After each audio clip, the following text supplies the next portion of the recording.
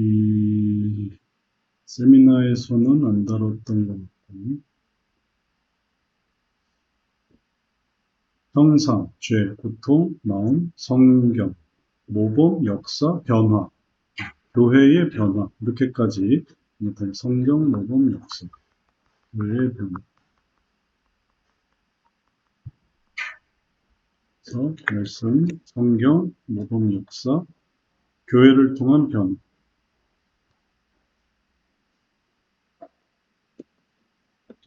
에어컨을 좀 틀어도 될까요?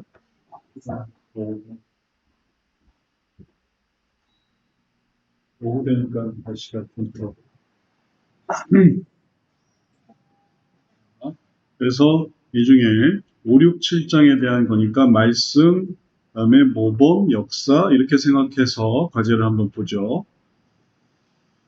가장 감명 깊었던 부분은 4장이네요. 고통당하는 존재. 이유. 4장이면은 이 부분. 고통.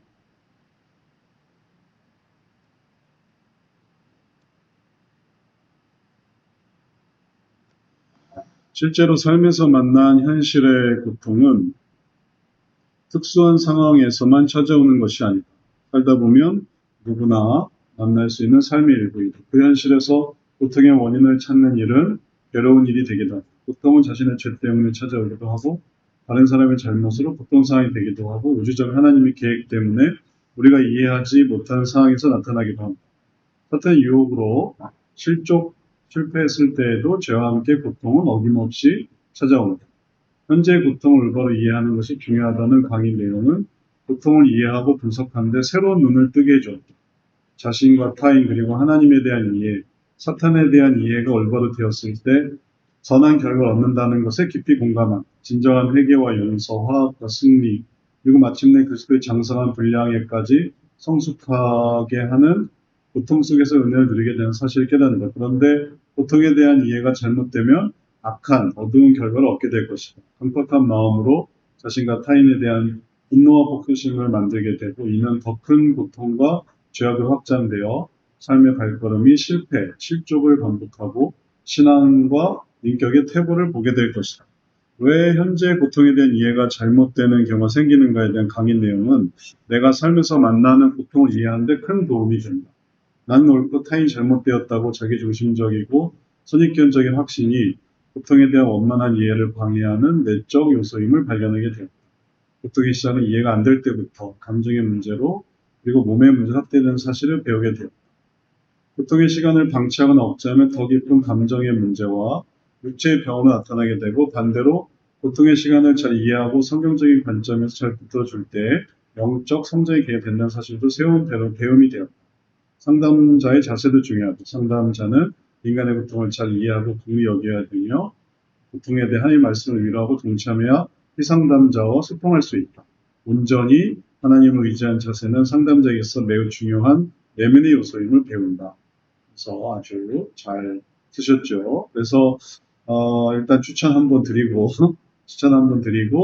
그리고 고통의 문제를 다시 한번 생각하면서 우리에게 이제 이 마음의 문제를 다루는 것이 끊임없이 반복이 이제 거듭 얘기하고 있지만 여기서부터 여기까지가 반복이 되는 요소예요. 여기서부터 여기까지 상황에서 또 이제 여기서 고통을 느껴서 이렇게 반응합니다. 그래서 이렇게 반응하지 않고 이렇게 반응해야 되는데 이렇게 반응한다. 그리고 그게 악순환을 만드는 거죠. 그리고 그거는 이 기피질에서도 여기서 이렇게 올라가야 되는데 이렇게 올라가지 않고 여기서 다시 이렇게 내려온다. 그래서 이렇게 반복이 되는 거죠. 그리고 이런 반복이 있을 때마다 이런 반복이 생기는 그게 악순환이 됩니다. 우리가 하려고 하는 마음의 문제는 이렇게 올라가게 하려는 거예요. 거기서 하나님을 보려고 하는 거죠. 그러면서 하나님을 알게 되고 괜히 고통이 오는 게 아니에요.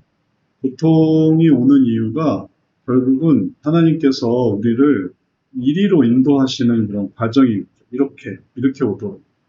그래서 성경에도 야곱이 세겜에서 이 딸 디나가 겁탈을 당하고 문제가 생기고 이런 일이 생겼거든요.